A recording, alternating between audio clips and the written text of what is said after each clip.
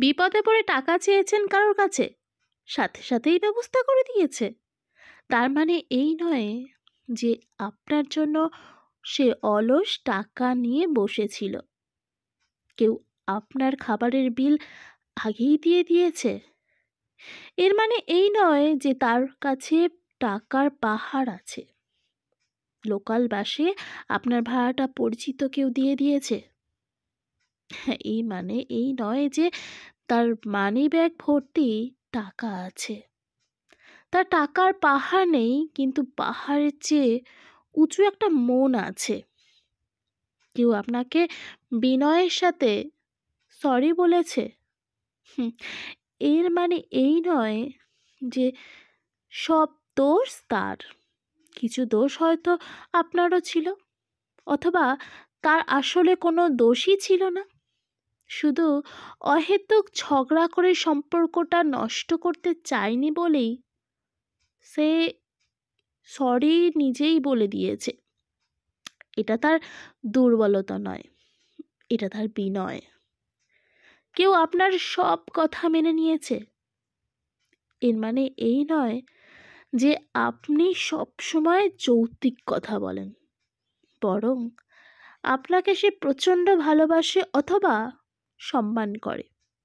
তাই আপনার যৌক্তিক অযৌক্তিক সব কথাই সে মেনে নেয়, যাতে আপনি এতটুকু কষ্ট না পান।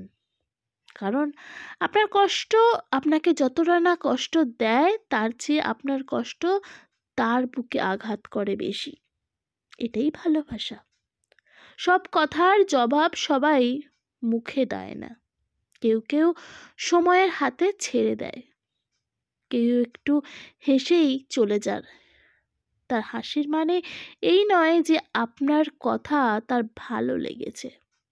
মনে রাখবেন, silent is the best power of all stupid question, and smile is the best reaction in all critical situation. তার সম্পর্কে আপনি খুব মিথ্যা বাজে কথা বলেছেন, তিনি সেসব শুনেও প্রতিবাদ না করে চলে গেছে। তার মানে এই নয় যে সে আসলেই তাই যা আপনি তার সম্পর্কে বলেছেন, বরং ব্যক্তিটা তার নিজের প্রতি সম্মানটা অনেক বেশি, যার কারণে কারো নোংরা কথার জবাব দিয়ে তিনি তর্কে জড়াতে চায়নি। কেউ আপনাকে ক্ষমা করে দিয়েছে, তার মানে এই নয় যে আপনি খুব ছোট ভুল করেছেন বা কোনো অপরাধী করেননি, বরং এমনও তো হতে পারে তিনি বিচারটা মহান ভগবানের হাতেই তুলে দিয়েছেন। প্রতিশোধ না নেওয়াটাই কখনো কখনো বড় প্রতিশোধ হয়ে যায়।